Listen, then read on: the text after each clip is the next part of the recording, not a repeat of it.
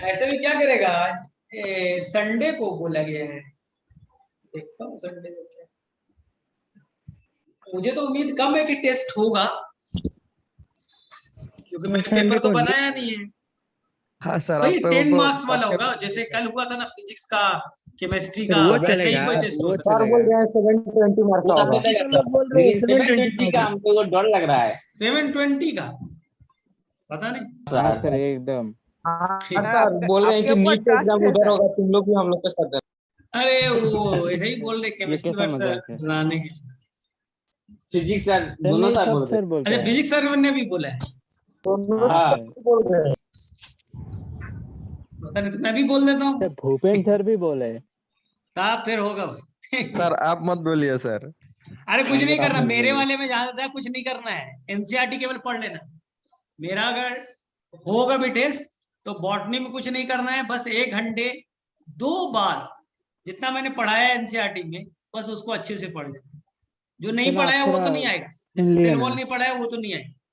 जो भी मैंने पढ़ाया उसको अच्छे से पढ़ लेना, बस एनसीईआरटी, न्यूक्लियस तक।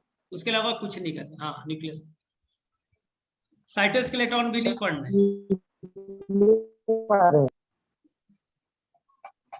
ठीक है, चलो आगे पढ़ते हैं हम लोग। देखिए टेस्ट होगा तो होगा, इतना टेंशन मत। चलो, तो हम लोगों ने न्यूक्लियस से स्टार्ट किया था ना। चलो, तो चलो सबसे पहला क्वेश्चन करो। सबसे पहली बार न्यूक्लियस को किसने डिस्कवर्ड किया था? साइंटिस्ट का नाम बताओ, फटाफट जाओ आंसर करो। चलो क्वेश्चन पूछता हूँ। चलिए, साइंटिस्ट का नाम बताइए जिन्होंने न्यूक्लियस को डिस्कवर्ड किया था, फटाफट बताओ फटाफट।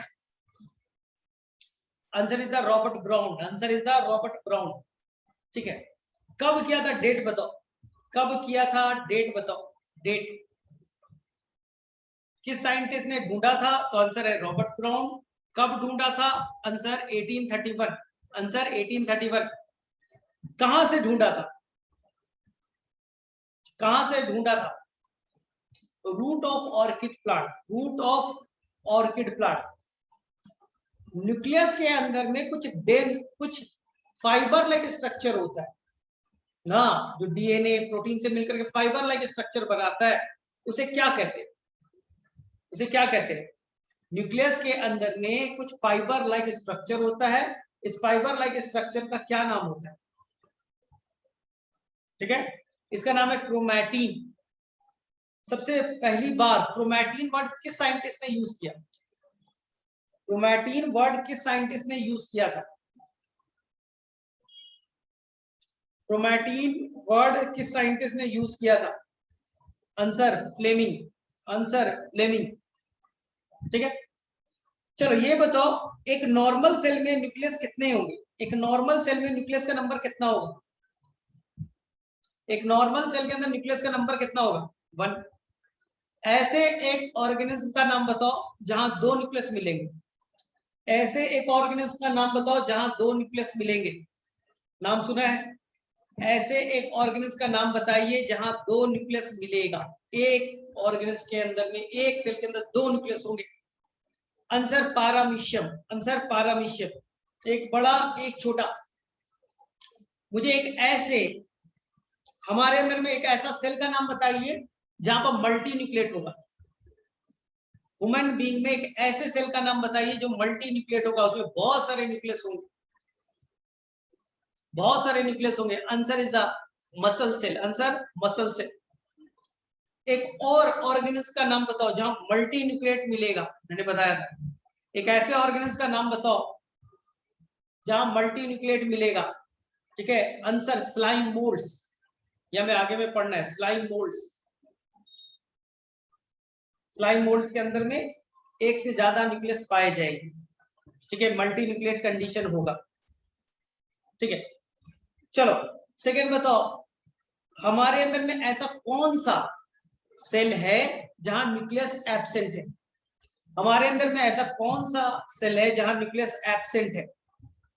तो आरबीसी कहना गलत है, mature RBC, mature RBC answer है। प्लांट के अंदर ऐसा कौन सा सेल है जहां न्यूक्लियस एब्सेंट है? प्लांट में ऐसा कौन सा सेल है जो लिविंग है लेकिन न्यूक्लियस एब्सेंट है? जो लिविंग है लेकिन न्यूक्लियस वहां एब्सेंट है। Answer sieve tube, answer sieve tube. ठीक, चलो ये बताओ फटाफट, न्यूक्लियस में कितने मेम्ब्रेन से कवरिंग स्ट्रक्चर है? न्यूक्लियस कितने मेम्ब्रेन से कवर्ड है? न्यूक्लियस कितने मेम्ब्रेन से कवर्ड है? दो मेम्ब्रेन से, दो मेम्ब्रेन से कवर्ड स्ट्रक्चर है। चलो ये बताओ, आउटर मेम्ब्रेन से एक स्ट्रक्चर अटैच है, रफ एंडोप्लाज्मिक रेटिकुलम है या स्मूथ एंडोप्लाज्मिक रेटिकुलम है? जो आउटर न्यूक्लियर मेम्ब्रेन है उससे एक स्ट्रक्चर अटैच है, उसका नाम क्या होगा? तो उसका नाम होगा rough endoplasmic reticulum. Outer membrane से जो राइबोसोम अटैच है वो कैसा है, 70s या 80s? आउटर मेम्ब्रेन से जो स्ट्रक्चर अटैच है वो कैसा है, 80s या 70s? 80s। तो तुम प्रीवियस ईयर के अगर क्वेश्चंस कर रहे होगे, प्रीवियस ईयर का तुम क्वेश्चन बना रहे होगे तो एक क्वेश्चन आया होगा हाँ कि जो सेल का जब डिवीजन होता है उस दौरान नया न्यूक्लियस बनता है, नया न्यूक्लियर मेम्ब्रेन बनता है, तो नया न्यूक्लियर मेम्ब्रेन बनाने में कौन सा cell organelle important role play करेगा? तो आंसर क्या था, रफ एंडोप्लाज्मिक रेटिकुलम। क्यों? नया न्यूक्लियर मेम्ब्रेन कौन बनाता है, रफ एंडोप्लाज्मिक रेटिकुलम। क्यों? क्योंकि रफ एंडोप्लाज्मिक रेटिकुलम में 80s राइबोसोम है, तो आउटर मेम्ब्रेन पे भी 80s है, दोनों का स्ट्रक्चर सेम है। चलो ये बताओ, दो न्यूक्लियर मेम्ब्रेन के बीच का गैप को क्या कहते हैं? दो न्यूक्लियर मेम्ब्रेन है, बीच में स्पेस है, उसे क्या कहते हैं?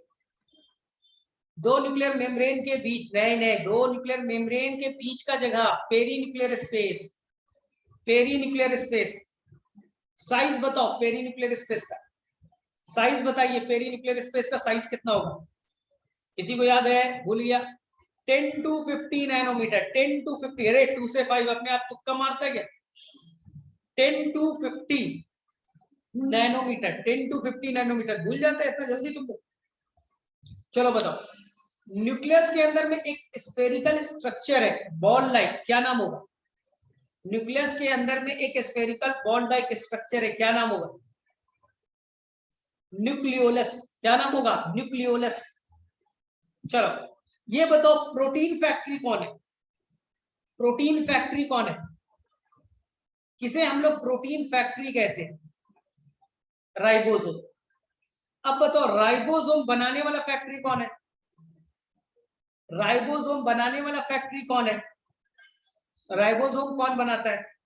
Answer nucleolus, answer nucleolus.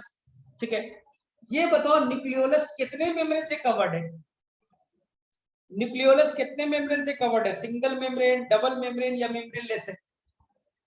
मारूंगा। न्यूक्लियोलस कितने मेम्ब्रेन से कवर्ड है? न्यूक्लियोलस कितने मेम्ब्रेन से कवर्ड है? तो आंसर 0, कोई भी मेम्ब्रेन से कवर्ड नहीं है, कोई भी मेम्ब्रेन से कवर्ड नहीं है, it is a membrane less. इसलिए एनसीईआरटी में एक वर्ड है कि न्यूक्लियोप्लाज्म और न्यूक्लियोलस दोनों एक्सचेंज कर सकते हैं, क्योंकि कोई लिमिटिंग मेम्ब्रेन नहीं, कोई मेम्ब्रेन से कवर्ड नहीं है, तो न्यूक्लियोलस का मटेरियल न्यूक्लियोप्लाज्म है, न्यूक्लियोप्लाज्म का मटेरियल। अच्छा ये बताइए, न्यूक्लियर पोर से जो मूवमेंट होगा बाई डायरेक्शनल या यूनिडायरेक्शनल? न्यूक्लियर पोर से जो मूवमेंट होगा वो बाई डायरेक्शनल होगा या यूनिडायरेक्शनल होगा? आंसर बाई डायरेक्शनल होगा। बाहर कौन जाएगा? बाहर कौन जाएगा? बाहर कौन जाएगा? आरएनए, आरएनए बाहर जाएगा। अंदर कौन आएगा? प्रोटीन। बाहर कौन जाएगा? आरएनए, अंदर कौन आएगा? प्रोटीन। ये बताओ, न्यूक्लियोलस का नंबर क्या एक होगा या एक से ज्यादा होगा? किस चीज पे डिपेंड करेगा? न्यूक्लियोलस का नंबर किस चीज पे डिपेंड करता है? न्यूक्लियोलस का नंबर किस चीज पे डिपेंड करता है? फंक्शन पे। प्रोटीन ज्यादा चाहिए तो राइबोसोम ज्यादा बनेंगे, राइबोसोम ज्यादा चाहिए तो न्यूक्लियोलस का नंबर बढ़ जाएगा। ठीक है, अब बताइए, न्यूक्लियोलस दो चीज से बना है, नाम बताइए। न्यूक्लियोलस दो चीज से बना है, किसी को याद है? न्यूक्लियोलस के अंदर दो चीजें पाई जाएंगी, बताया था, किसी को याद है? न्यूक्लियोलस के अंदर में दो चीजें पाई है, स्टोन प्रोटीन। कहां सर? बोलो, किसी को याद है? रे भाई nucleolus is made up of 2 parts. अरे भाई आरआरएनए राइबोसोमल आरएनए और प्रोटीन, राइबोसोमल आरएनए और प्रोटीन, नहीं बताया था तुम लोगों को? ठीक है, आरआरएनए और प्रोटीन से बना है। ठीक है, rRNA protein. What is the full form of rRNA? What is the meaning of R? जो आरआरएनए पढ़ते हैं उसमें आर का मीनिंग क्या है? जो आरआरएनए पढ़ते हैं उसमें आर का मीनिंग क्या है? Ribosomal RNA. चलिए बताइए, एमआरएनए का मीनिंग क्या है? एमआरएनए का मीनिंग क्या है? एमआरएनए मतलब मैसेंजर आरएनए, मैसेंजर आरएनए। चलो ठीक है, ठीक है। अब बताओ, तुम्हारे एक सेल के अंदर में डीएनए कितना लंबा होगा? तुम्हारे एक सेल के अंदर में, सिंगल एक सेल के अंदर में कितना होगा?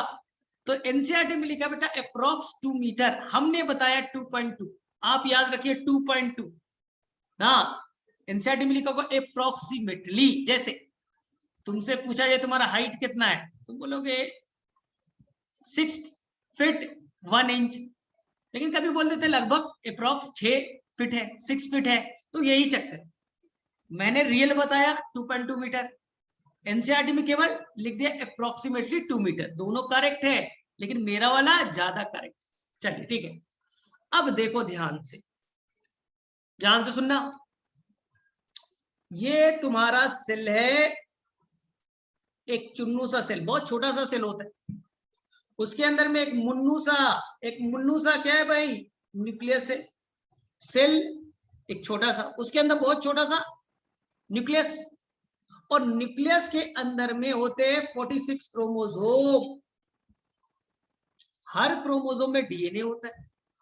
तो मैंने सारे डीएनए को जोड़ दिया, सारे डीएनए को जोड़ दिया, तो सारे डीएनए जोड़ करके कितने हो गए? 2.2 मीटर। 2.2 मीटर। सेल बहुत छोटा, न्यूक्लियस भी छोटे, लेकिन उसमें 2.2 मीटर डीएनए कैसे रहेगा? यानी डीएनए की लंबाई लगभग 2.2 मीटर। अब कैसे रहेगा भाई इतना बड़ा? इसलिए उसे हमें चाहिए प्रोटीन। बताइएगा आप लोग, कौन दो तरह के प्रोटीन चाहिए? डीएनए को फोल्ड करने के लिए 2 तरह की प्रोटीन की जरूरत पड़ेगी। कोई बच्चा बता सकता है क्या?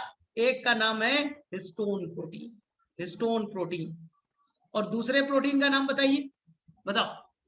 एक तो हिस्टोन प्रोटीन होगा, एक और प्रोटीन होगा जिसे कहेंगे non histone protein, non histone protein. ठीक है,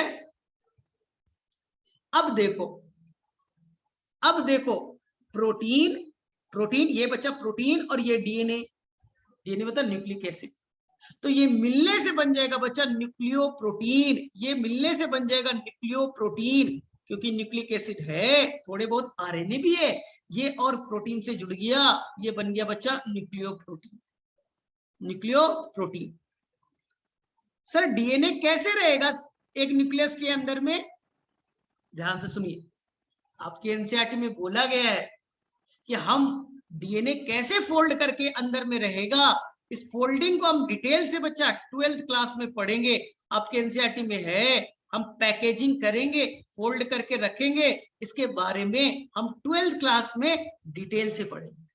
यहाँ पर डिटेल से नहीं पढ़ना है, 12th क्लास में डिटेल से पढ़ेंगे। तो थोड़ा सा आइडिया लें, थोड़ा सा हम लोग आइडिया लेते हैं, ध्यान से देखना। ठीक है, आज बेटा रिकॉर्डिंग बंद कर दूंगा, यही टेस्ट में डाल दूंगा। जो 720 का मार्क्स का होना है ना तुम्हारा टेस्ट, आज तो सब छुट्टी मार रहे हैं, तो ऐसा करता रिकॉर्डिंग कर देता हूँ ऑफ, और यही क्वेश्चन 30 क्वेश्चन डाल दूंगा तुम्हारे 745 में से 30 क्वेश्चन यहीं से डाल दूंगा। बेटा बैंड बच जाएगा, उसके बाद हो जाएगा।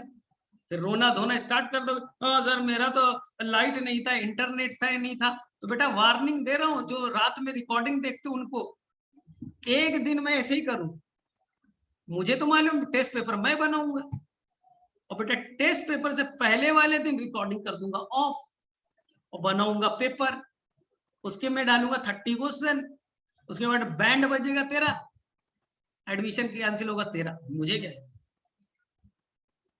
हाँ, मैं इतने बार समझा रखा हूं। हाँ, कि तुम्हारे ही बैच से दो तरह के बच्चे होंगे।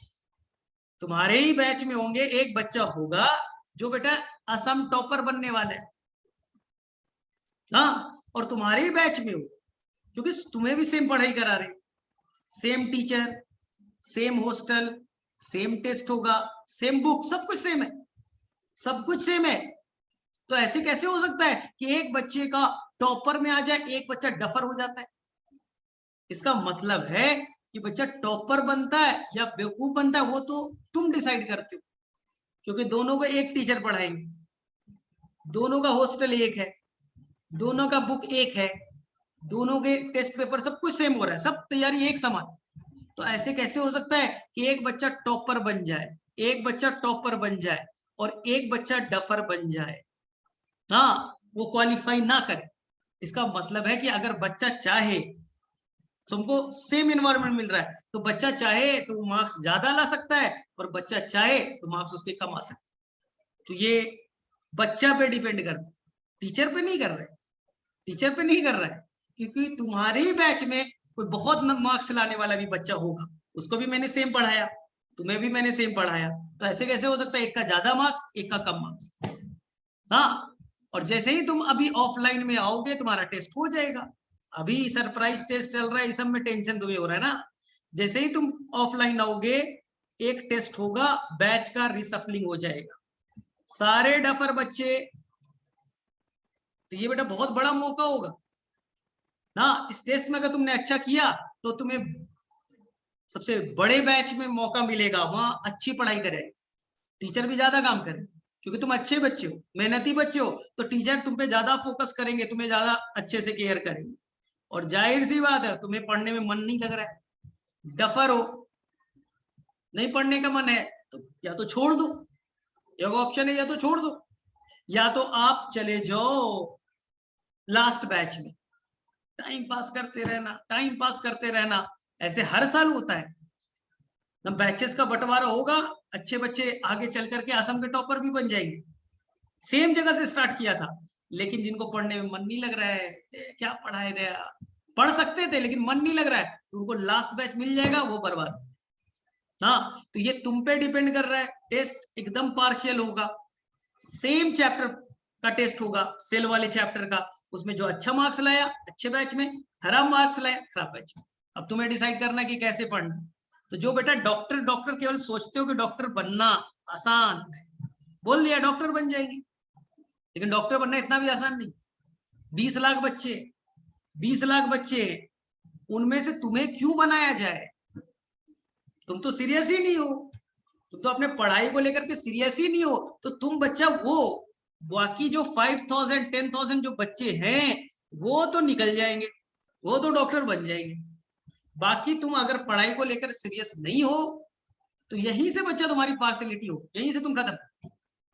तुम्हें 2 साल का वेट नहीं करना कि नीट का एग्जाम में हम पास होंगे कि नहीं, मैं 1 महीने में बता दूंगा कि कौन सा बच्चा पास करेगा कौन सा बच्चा फेल होने वाला, 1 महीने में पता चल जाता है। जो बच्चा मेहनत करता है सीरियस होता है वो 100% डॉक्टर बन रहा है, हाँ, और जिसको पढ़ने में मन नहीं लग रहा है, ठीक है, तो उसका बच्चा अभी से खत्म।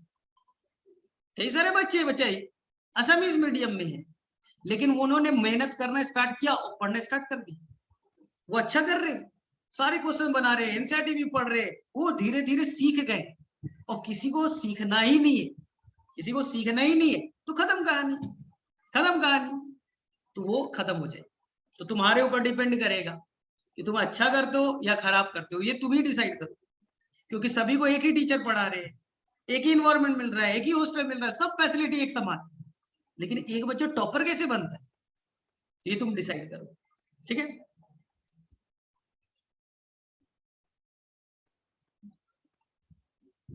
किसी का लॉन्ग पीरियड हेल्थ इश्यू है तो उसका क्या होगा, कितने का है? क्या यहाँ पर ऐसे कोई है जिसे लॉन्ग पीरियड हेल्थ, एक एक्सेप्शनल हो सकता है, एक एक्सेप्शनल हो सकता है, ऐसा थोड़ी ना कि सभी को लॉन्ग टाइम पीरियड हेल्थ हो गया। चलो ठीक है, मैं तो वही करूंगा भाई, पेपर मैं बनाने वाला हूं, रिकॉर्डिंग मैं देने वाला हूं, रिकॉर्ड मैं करने वाला हूं, तो समझ लेना एक दिन तेरा हो जाएगा। कि रोते रहना, नहीं सर मेरा लाइट नहीं था, तो सर मेरा इंटरनेट नहीं था, सर मेरा तो फ्लड आ गया था, मेरा तो हेल्थ इश्यू था, लॉन्ग टाइम हेल्थ इश्यू था, तब कोई नहीं जानेगा। मैनेजमेंट वाले कुछ नहीं जानते, उनको कोई मतलब नहीं, नंबर कम, उनको कोई मतलब नहीं, वो ऊपर से रैंक देखेंगे, रैंक देखेंगे, टॉप 100, 80 बच्चा सेक्शन ए, 180, ये बात, तो ये याद रखो, उसमें मैं कुछ नहीं कर सकता, जो करना है तुम्हें करना। चलो अब हम लोग देखें,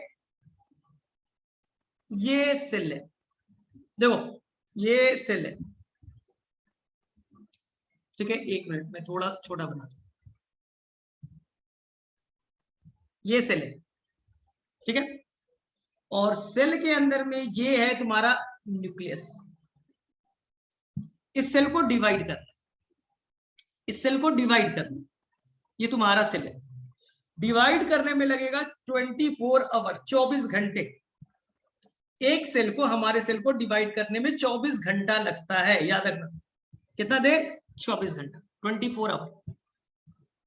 लेकिन 24 घंटे में वो 23 आवर, 23 घंटा ना, 23 आवर सेल एक्चुअली में डिवीजन का प्रिपरेशन करता है, तैयारी करता है, सेल अभी डिवाइड नहीं कर रहा है, प्रिपरेशन में निकल गए 23 आवर।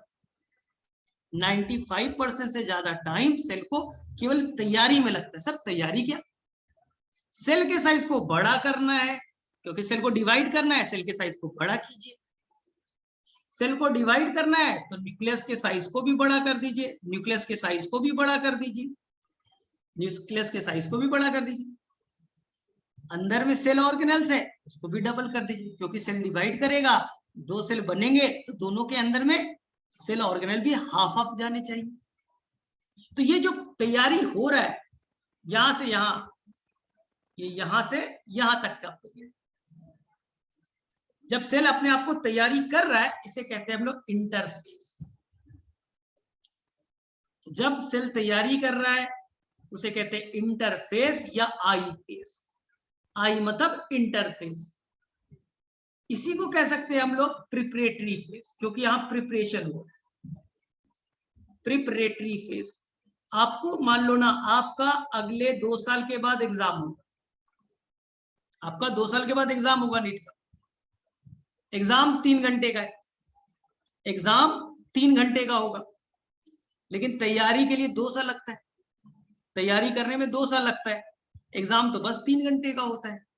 सिंपल समझो, तुम्हारे घर में कोई गेस्ट आया है, तुम्हारे मामा जी आने वाले, तुम्हारे घर में मामा जी आने वाले, गेस्ट आने वाले, तो तैयारी सुबह से होती रहेगी, तैयारी सुबह से होती रहेगी, तैयारी कि मामा जी आने वाले, सुबह में सफाई हो गया, ठीक है, अच्छे खाना बन रहा है, सब कुछ हो रहा है बच्चा।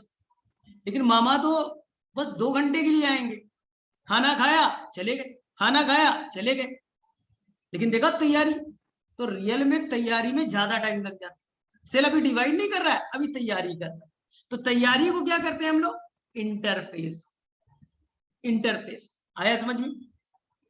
तो जब वो तैयारी करता है तो जो बच्चा आपके डीएनए है और वो प्रोटीन से जुड़ा हुआ है ना, जो नेट लाइक स्ट्रक्चर बनाने वाले, ध्यान से देखिएगा, जो डीएनए है और वो प्रोटीन से जुड़ा, जिसका नाम था बच्चा न्यूक्लियो प्रोटीन, आपका डीएनए प्रोटीन से जुड़ा, नाम पड़ा न्यूक्लियो प्रोटीन ना। मान लीजिए ये बच्चा, ये एक डीएनए, ये दूसरा डीएनए, ये तीसरा डीएनए, 4 डीएनए, ऐसे से 46 डीएनए, सारे डीएनए बच्चा नेट के तरह अरेंज, सारे जो डीएनए हैं प्रोटीन से जुड़े और पूरा नेट के तरह स्ट्रक्चर बनाते, जालीनुमा स्ट्रक्चर बनाते, पूरे नेट के तरह स्ट्रक्चर बनाया, इसी को कहते हैं क्रोमैटिन नेट, इसी को कहते हैं हम लोग क्रोमैटिन नेट। पूरा का पूरा जो आपके डीएनए थे प्रोटीन से जुड़ा और पूरा नेट की तरह बनाते, जाली की तरह स्ट्रक्चर बनाते, क्या नाम पड़ा, क्रोमैटिन नेट। सर क्या है इसमें, इस क्रोमैटिन नेट में क्या है बताओ तुम, इसके अंदर क्या क्या थे, डीएनए था, ठीक है, उसके अंदर में क्या थे, प्रोटीन थे, याद है कौन कौन से प्रोटीन, हिस्टोन नाम के प्रोटीन, नॉन हिस्टोन नाम के प्रोटीन और कुछ आरएनए थी। तो ये सब मिल करके एक नेट के तरह जालीनुमा स्ट्रक्चर बना दिए। इसी का नाम है बच्चा क्रोमैटिन नेट। जैसे यहां आपको दिखेगा, एक मिनट, जैसे कि आप देखिएगा एनसीईआरटी में ये फिगर है, ये न्यूक्लियस का फिगर है, न्यूक्लियस का फिगर है। न्यूक्लियोप्लाज्म है, फ्लूइड पार्ट, न्यूक्लियोलस है, न्यूक्लियर मेम्ब्रेन है, अंदर में नेट की तरह दिखेगा ना, इसी को कहते हैं बच्चा क्रोमैटिन। अब समझो, तो पूरा तैयारी होगी। अब रियल में सेल को डिवाइड करना है, रियल में अब सेल को डिवाइड करना है। हाँ, अब सेल को डिवाइड करके 1 से 2 सेल बनाना है। अब रियल में सेल डिवाइड करेगा, इसे कहते हैं डिवाइडिंग फेज।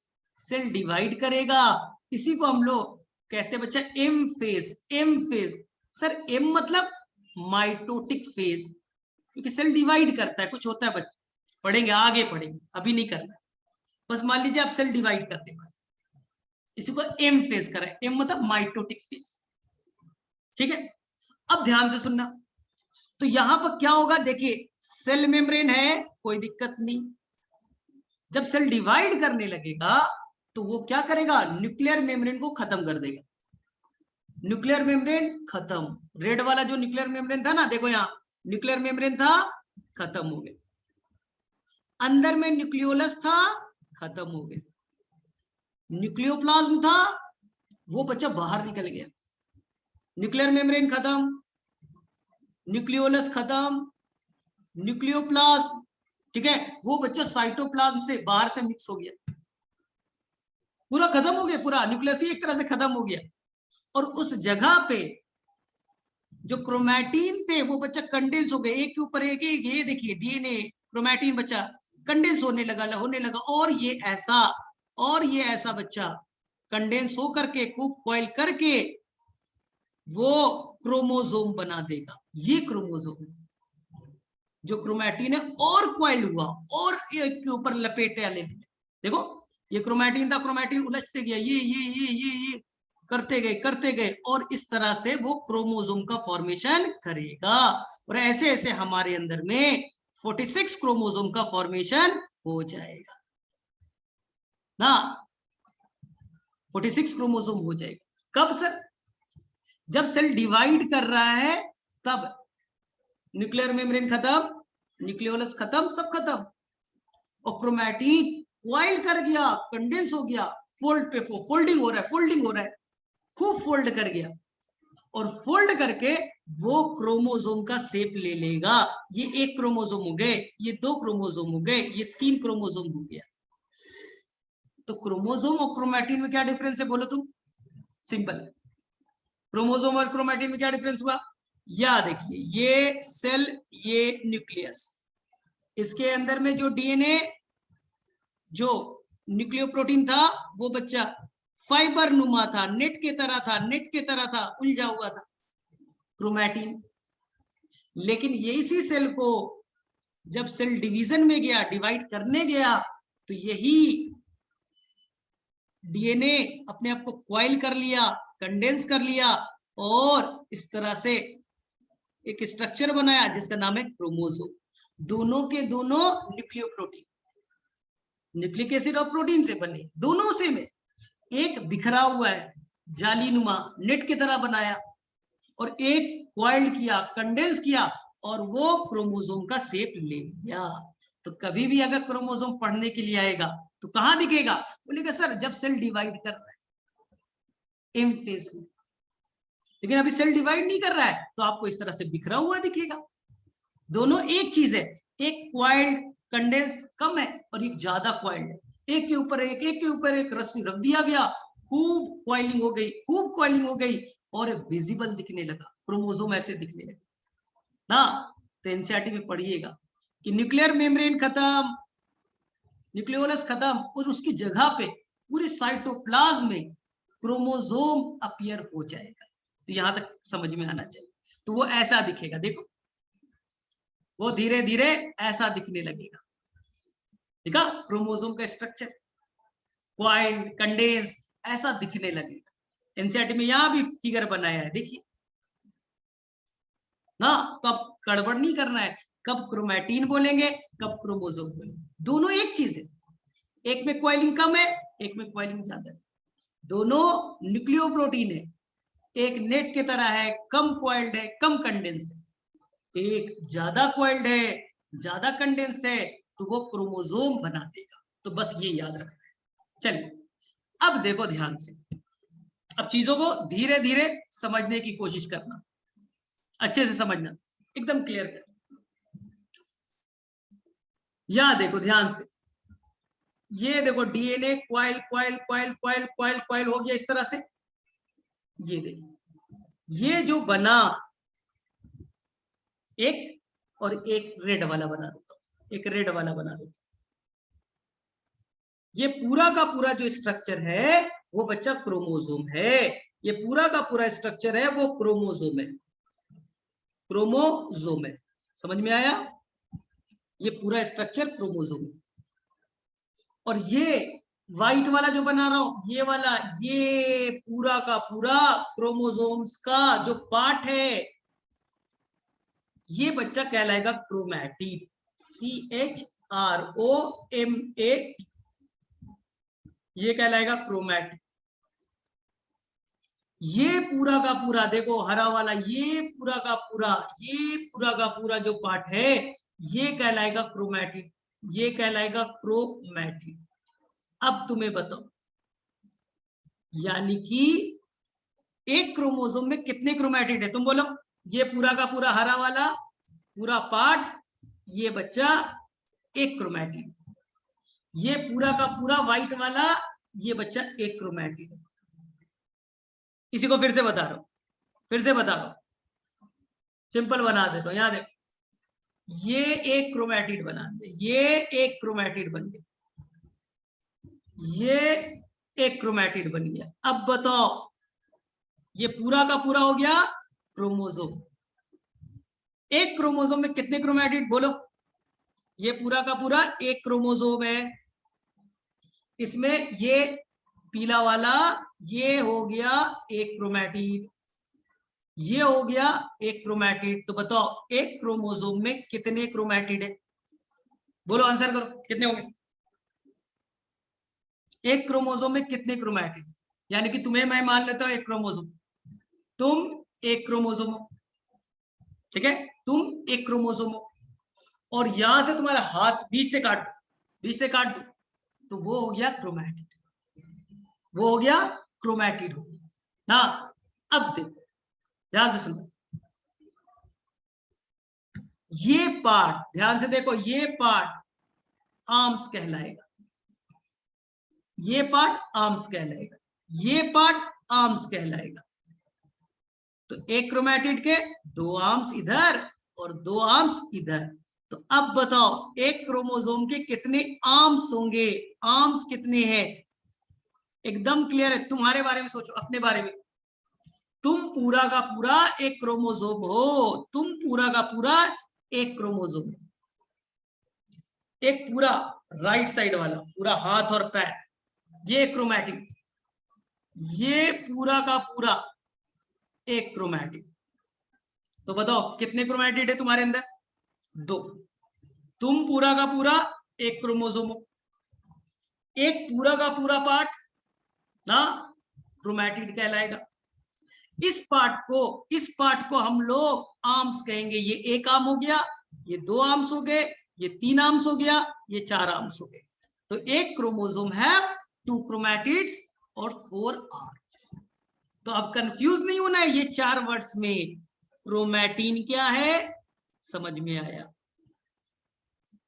सर क्रोमोसोम क्या है ये भी समझ में आया, क्रोमोसोम क्या है ये भी समझ में आया, सर क्रोमैटिड क्या है ये भी समझ में आया, क्रोमैटिड क्या है ये भी समझ में आया, और चौथा आर्म्स क्या है ये भी समझ में आया। तो हमें 4 वर्ड पढ़ने थे। क्या आपको अब समझ में आया?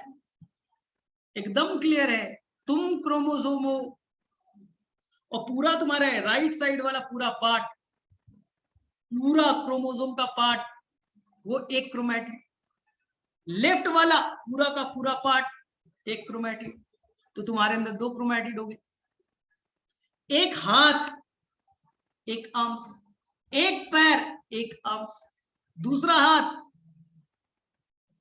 3 आर्म्स, एक पैर चौथा आर्म्स। तो एकदम ये चीजें आप सभी को 4 वर्ड्स क्लियर होना चाहिए। चलो बताओ किसे किसे ये 4 वर्ड्स क्लियर है, किसे किसे ये 4 वर्ड्स क्लियर है, फटाफट बोलो। अपने बारे में सोचो, चीजें याद हो जाएगी।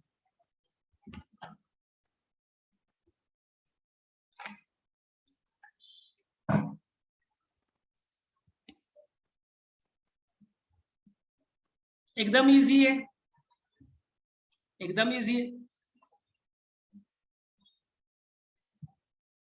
एकदम इजी है। अभी फिलहाल मान लो कि एक डीएनए से एक क्रोमोसोम बने, ऐसे मान लीजिए। चलिए अब देखिए ध्यान से,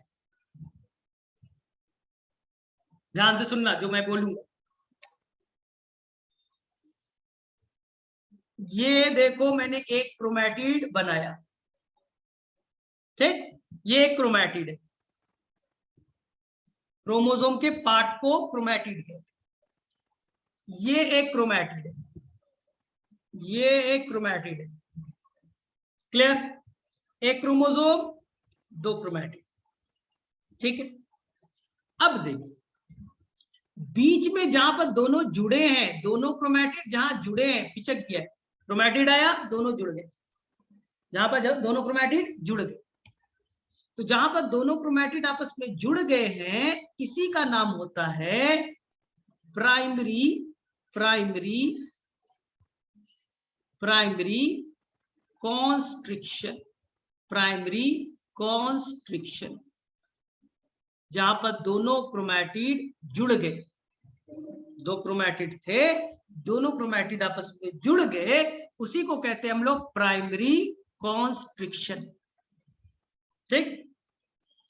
और उसके बाहर वाले पार्ट को, क्रोमैटिड के बाहर इसी प्राइमरी कॉन्स्ट्रिक्शन को एक और नाम देंगे, प्राइमरी कॉन्स्ट्रिक्शन का एक और नाम देंगे सेंट्रोमियर, सेंट्रोमियर। तो सेंट्रोमियर क्या है समझ में आया? सेंट्रोमियर क्या है समझ में आया? सेंट्रोमियर वो पार्ट है जहां दोनों क्रोमैटिड आपस में जुड़ चुके, 2 क्रोमैटिड थे, दोनों क्रोमैटिड जुड़े, उस जगह को हम कहेंगे प्राइमरी कॉन्स्ट्रिक्शन या सेंट्रोमियर। सेंट्रियोल से कंफ्यूज नहीं करना है, सेंट्रियोल नहीं है ये सेंट्रोमियर, ये सेंट्रोमियर है, ये याद रखना।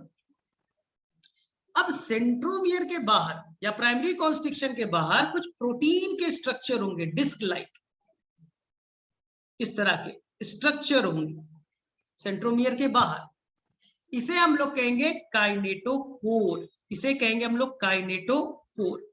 क्लास एंड होगा, सभी लोग